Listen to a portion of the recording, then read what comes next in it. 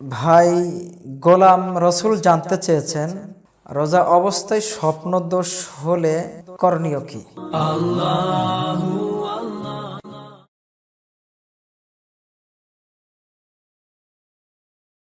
জি ভাই, খুব সুন্দর একটি প্রশ্ন করেছেন। যদিও আপনার নামে আমার পক্ষ থেকে আপত্তি আছে, নামটা চেঞ্জ করাই আপনার জন্য উত্তম হবে, ভালো হবে। আপনি যে বিষয়টি জানতে চেয়েছেন যে সিয়ামরত অবস্থায় যদি কারোর স্বপ্নদোষ হয়ে যায় তাহলে করণীয় কি?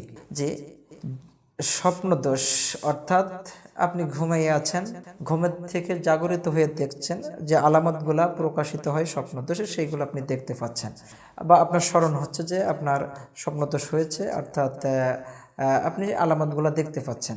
তাহলে এই ক্ষেত্রে একটি হচ্ছে নিজের ইচ্ছাহীন ভাবে যদি স্বপ্নদোষটা হয়, কেমন অর্থাৎ বীর্যপাতটা হয়, আপনি ঘুমিয়ে আছেন, ঘুমের মধ্যে বিভিন্ন হয়তো কল্পনাতীত বা যে কোনো সিনারি দেখে আপনার স্বপ্নদোষটা হয়েছে, এই ক্ষেত্রে আপনার রোজার কোনো সমস্যা হবে না। আপনি যখন জাগরিত হবেন, হওয়ার পরে আপনি গোসল করে নেবেন, ইনশাল্লাহ আপনার সিয়ামের কোনো সমস্যা হবে না। উল্লেখ্য যে যদি কোনো ব্যক্তি ইচ্ছা করে বীর্যপাত করায় তাহলে তার রোজা থাকবে না, ভেঙে যাবে। এই জন্য তাকে যে বিধান রাসূল সাল্লাল্লাহু আলাইহি সাল্লাম আল্লাহ প্রদত্ত দিয়েছেন তাকে সেইটা ফলো করতে হবে, অর্থাৎ সিয়ামের কাজা কাফারা আদায় করা লাগবে। আশা করি উত্তরটি বুঝতে পেরেছেন।